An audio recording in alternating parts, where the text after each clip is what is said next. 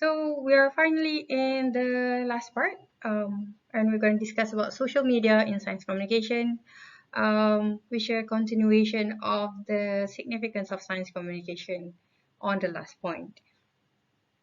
So we're going to look at this first. So social media and science communication, internet use in Malaysia, about 28.7 million internet users in 2018.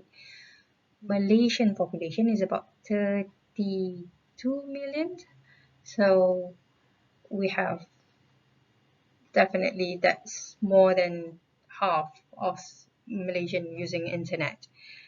And then a lot of you have 24.6 million using social media and also social media application. Um, so you can see how big social media is actually in Malaysia. Now, with the content sharing, online content sharing, about 61.8% will share their whatever content that they receive and share it online. Um, 71.3% is about educational content. Um, so 69.6% about entertainment and others. So you can see how social media is very impactful in Malaysian society population, and how it is a vehicle for sharing the information. Now, what is it for science communication? Definitely through social media, when you do science communication, you can increase interaction with others, with your friends, with your families, because it's quick, it's simple, it's just within a click. And then more available and shared and tailored information. Um, Instead of you have to go to the library and find information and finding the book first. But here you just Google and you can get the information. And then social media also increases accessibility and widening access to information. As you can see, it was almost about 28 million of Malaysian has access to internet. Also, you can engage with the public and advocates like Facebook group for urban farming, thalassemia peer, social emotional support, mental health support, things that you cannot simply find if you don't have connection. But with social media, like from Facebook or Twitter, you can just simply search the name on the search link on the search space, and then you can, bam, you get all the information you needed, and you can get connected to all these advocates group. This is definitely the pros of social media for science communication. Now let's look at the challenges or the cons. First, information overload. Like I said, just within a click, you get all the information. But whether it's credible, it's valid, it's legit or not, the public, you yourself, need to seek credible information to verify the information. Um, and then the public may misinterpret and evaluate the information using their own limited knowledge. Um, I'm not sure about you guys, but during this pandemic time, there are many fake news around. So some people with limited knowledge on health and science, they will tend to believe in some fake news, and therefore they will, evaluate the information wrongly. And the last part is polarization is a concern, may be exposed is a concern because some people may be exposed only to the media that are consistent with their attitudes. So what is polarization is basically you are more on one-sided. So I'm giving you these examples of one Facebook group named Masyarakat Kena Tahu. So I'm not telling you guys that this is wrong or what, but these people are pro-choice. When you say pro-choice, they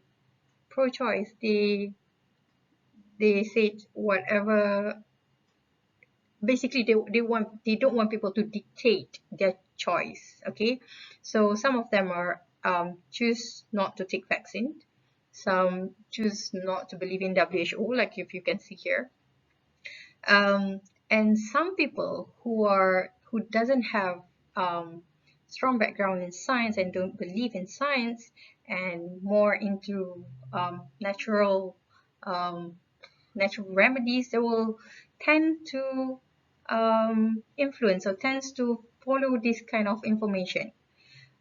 So basically, they will just follow media that are consistent with their attitudes. Um, so this is a challenge in science communication. Also, spread of fake news, like I told you, the fabrication of sensationalized stories, spread of pseudoscience, anti-science movement. You know, pseudoscience is a false science because it's easy, because it's quick. Social media give you that quick platform, so pseudoscience can easily spread. People can simply believe in false information. For example, you can inject disinfectant inside your body. That's just ridiculous. And then at the moment we are in the post-truth era where people just make decisions based on their personal beliefs or emotion rather than objective facts because they don't bother to check the fact. So yeah, these are basically the challenges that when dealing in social media, especially in communicating science. So about post-truth era, there is a link on TEDx presentation on post-truth era. You can have a look on that. I put it on Spectrum. Um, so as a scientist, solution for now is the need of two-way communication. Scientists should engage in dialogue with the public, and the dialogue must include not just the scientists alone. It must include the experts, the industry, society, and the government. And when communicating, there's also one thing that scientists need to aware of is that the level of knowledge, the level of background are just different. And then scientists should not feel superior. This is what I think. Scientists should not feel superior when in in the process of dialogue. They should also respect the knowledge of the Aboriginal people. They should the traditional knowledge. They should respect knowledge as much as they want people to respect science knowledge, so that we can finally find a solution where we can, live in the world sustainably and also respect people based on their knowledge. And at the end of the day, we are communicating science because we want people to know the truth about the world and to share the information about the world. So, and also, like I said, in the scientific literacy, so that people can do informed decision, um, and then they can make a decision that is good for their own health and well-being. So that's all for me. I'll see you guys next week. Thank you.